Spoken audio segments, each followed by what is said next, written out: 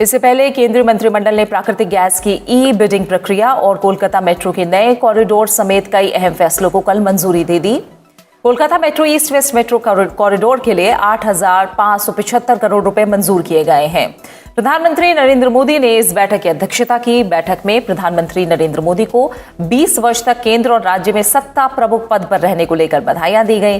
साथ ही उनके नेतृत्व में हुए विकास कार्यों और सुधारों को भी सराहा गया। गैस आधारित अर्थव्यवस्था की दिशा में एक और महत्वपूर्ण कदम उठाते हुए आर्थिक मामलों की मंत्रिमंडल समिति ने प्राकृतिक गैस मार्केटिंग सुधारों को मंजूरी दे दी है। प्रधानमंत्री नरेंद्र मोदी की अध्यक्षता में बुधवार को हुई कैबिनेट की बैठक में यह फैसला लिया गया।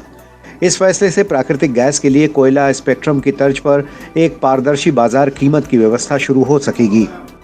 एक स्टैंडर्डाइज ई बिडिंग प्रोसीजर हमने आज अप्रूवल किया। डीजीएच, डायरेक्टर जनरल हाइड्रोकार्बन, एक panel of E bidding platform suggest करेंगे प्रोड्यूसर्स के सामने। उसमें सरकारी प्लेटफॉर्म भी रहेंगे, उसमें क्रेडिबल प्लेटफॉर्म भी रहेंगे। उसके लिए गाइडलाइन बनाई जाएगी, उसमें क्लैरिटी और ट्रांसपेरेंसी रहे, सारे प्रोविजंस उसमें रखा जाएगा। केंद्रीय कैबिनेट ने कोलकाता ईस्ट वेस्ट कॉरिडोर परियोजना के निर्माण के लिए अनुमानित संशोधित लागत को भी मंजूरी दे दी।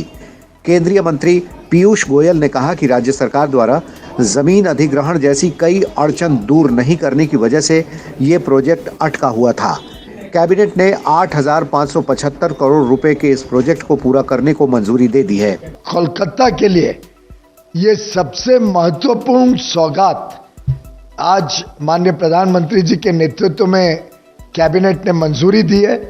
16.6 किलोमीटर लंबी ये east west metro corridor project वास्तव में मास रैपिड ट्रांसपोर्ट को एक नई ऊंचाई पे लेके जाएगा। कोलकाता में स्टॉकहोम समझौते के तहत सूचीबद्ध 7 स्थायी कार्बनिक प्रदूषकों के सत्यापन को भी मंजूरी दी गई।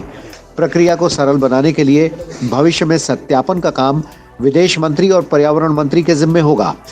केंद्रीय मंत्री प्रकाश जावड़ेकर ने कहा कि भारत स्वास्थ्य और पर्यावरण से जुड़े खतरों को बर्दाश्त नहीं करेगा। नए 7 केमिकल्स को जो हेल्थ के और एनवायरनमेंट के लिए हजार्डस है, ऐसे केमिकल्स को बंदी किया है।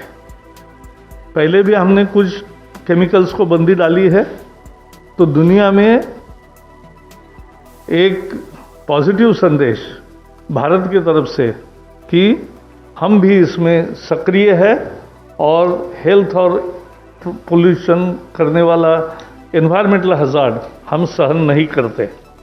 इनके अलावा कैबिनेट ने जूलॉजिकल सर्वे ऑफ इंडिया और कनाडा के एक not for profit corporation international barcode of life के बीच समझौते को भी मंजूरी प्रदान की। साथ ही भारत और जापान के बीच साइबर सुरक्षा के क्षेत्र में सहयोग समझौता पर हस्ताक्षर के लिए भी मंजूरी दे दी गई है।